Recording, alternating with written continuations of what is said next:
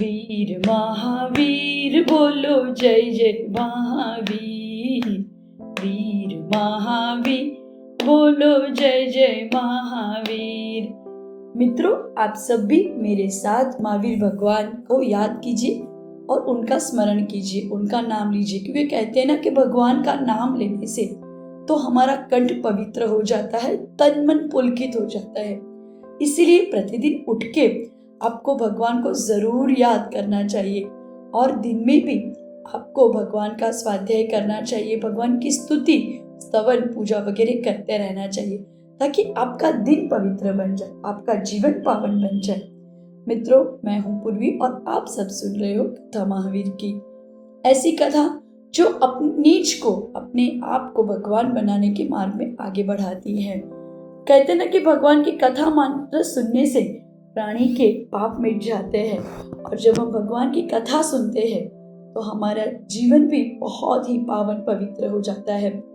जीवन को जिन्होंने खुद ने भील से वीर तक की यात्रा की है, ऐसे महावीर भगवान के चरणों में सत सत वंदन करते हुए कहानी में आगे बढ़ते आपने देखा कि कैसे एक भील ने अपने जीवन का उत्थान किया था और किस प्रकार से शेर की पर्याय में मुनिवर से संबोधन पाके अपने जीवन का उत्थान करने की शुरुआत की थी। मित्रों, तो चलिए, मुझे पता है आप सब बहुत आतुर है मेरे साथ कहाँ आने के लिए। कुंडलपुर में क्यों, क्या हो रहा है कुंडलपुर में? कुंडलपुर में हमारे वीर प्रभु का गर्भ महोत्सव मनाना है हमें जाके।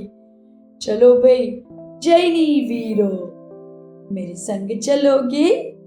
एक चीज मिलेगी, महावीर का जलवा, कुंडलपुर जलवा।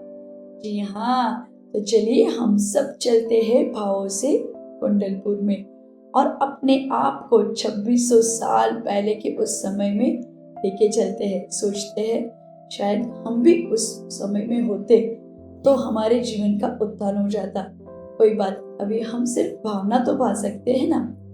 पुरुषोत्तर विमान के इंद्र की आयु जब 6 मास शेष रहे तब इसी भरत क्षेत्र के विदेह नामक देश संबंधित कुंडलपुर नगर के राजा सिद्धार्थ के आंगन में प्रतिदिन 7.5 करोड़ रत्नों की धारा बरसने लगी। दिन में 3 बार रत्न बरसते हैं और कहते इतने रत्न बरसते हैं, माता के आंगन में इतने रत्न बरसते हैं कि सारे जो प्रजाजन हृदयों तृप्त हो जाती, उनकी सारी दरिद्रता दूर हो जाती है।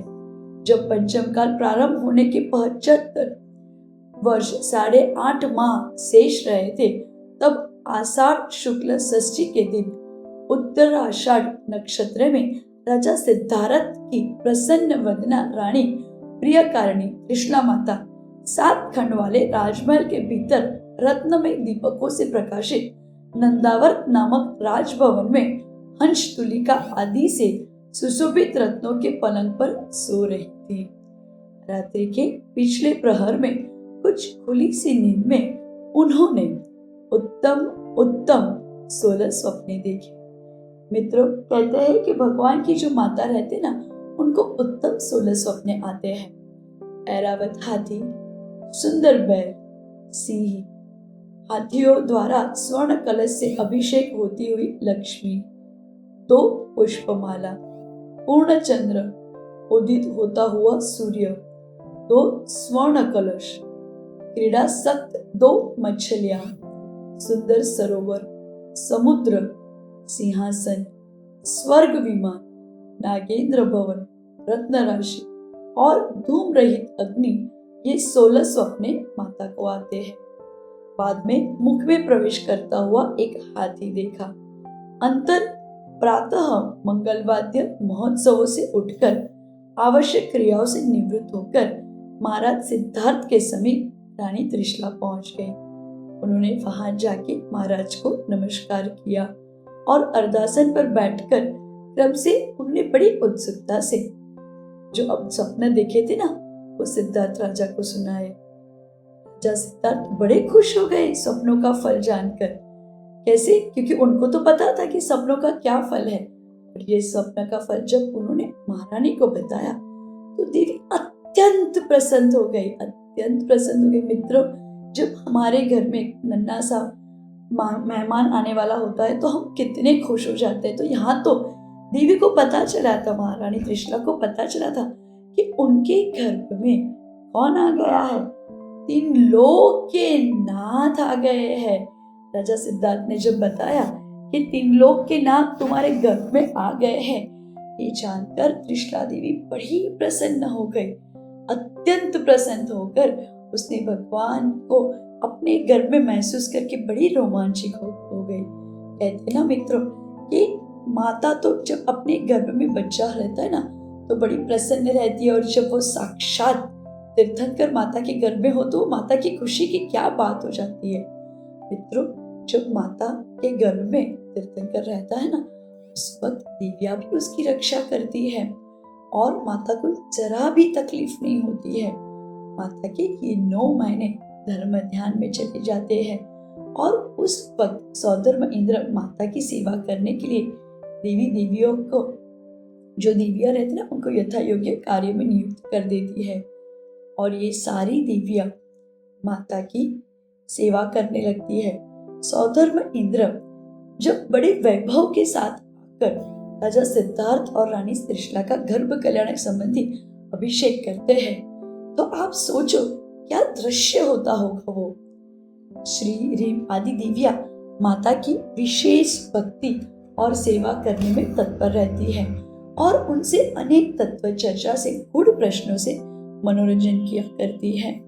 मित्रों, जब ये देवियां माता के पास रहती है ना, माता को प्रश्न पूछती है ना, उस वक्त माता भी सारे प्रश्नों का उत्तर दे देती है। इतना ज्ञान उसमें आ जाता है कि उनके गर्भ में 3 लोक के नाथ, यहाँ पे त्रिशलानंदन, जो त्रिशलानंदन वीर, जय बोलो महावीर की हम क्यों कहते हैं, क्योंकि महावीर भगवान त्रिशलानंदन के, त्रिशला के पुत्र थे। तो मित्रों, आप भी सोचो जब माता के गर्भ में महावीर भगवान होते होंगे तो कितनी खुशियां उमड़ पड़ी होगी माता के जीवन में। अति प्रसन्न हो जाती है माता और उस वक्त पूरा नगर एकदम ही सुंदर बन जाता है। सौधर्म इंद्र कुबेर को भेज के पूरे जो जहाँ पे माता जन्म होता है ना महावीर भगवान का, वो पूरे कुंडलपुर नगर को अच्छे से सजा देते हैं। हर जगह पे तोरण द्वार लगा देते हैं। आहा, क्या सुंदर दृश्य होता होगा। मित्रों, मैं तो बड़ी खुश हो रही हूँ, बड़ी पुलकित हो रही हूँ। आप भी मेरे साथ ऐसे सोचिए कि आप भी उसी कुंडलपुर नगर में हैं जहाँ पे भगवान महावीर का जन्म होने वाला है और सभी जगह खुशियां लग रही है, सभी जगह खुशियां। और अब तो सभी लोग बैठ के इंतजार करने लगे हैं कब माता के जो ये 9 माह पूर्ण हो जाएंगे और कब बालक, तीर्थंकर बालक का जन्म होगा। हाँ जी, सौधर्म इंद्र जानते थे ना कि जन्म होने वाला है और इसीलिए तो सौधर्म इंद्र खुशियां मनाने के लिए तत्पर हो जाते हैं। मित्रों, जब बालक का जन्म होता है ना, उस वक्त सौधर्म इंद्र पृथ्वी पे आते हैं भगवान का जन्माभिषेक महोत्सव मनाने के लिए। कैसा रोमांचक होता होगा वो दृश्य। हम भी जरूर चलेंगे भगवान का जन्म महोत्सव मनाने के लिए कुंडलपुर में।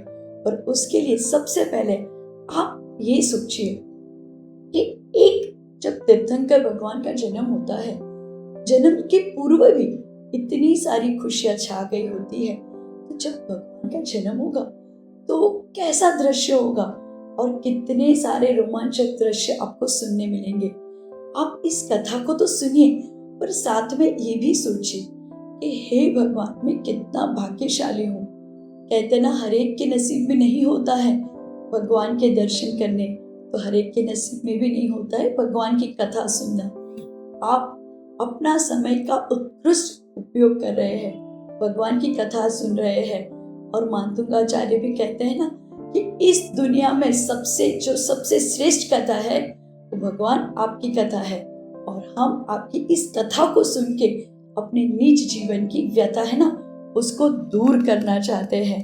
बस भगवान, तेरे तो कल्याण होने शुरू हो गए हैं, मेरे भी कब कल्याण होंगे, ऐसी मैं भावना भाता हूँ। और मैं भी सोचता रहता हूँ कि हम भी इस पृथ्वी पे आए हैं, मानव का अवतार हमें मिला है, तो हम भी अपने जीवन का उत्थान करें।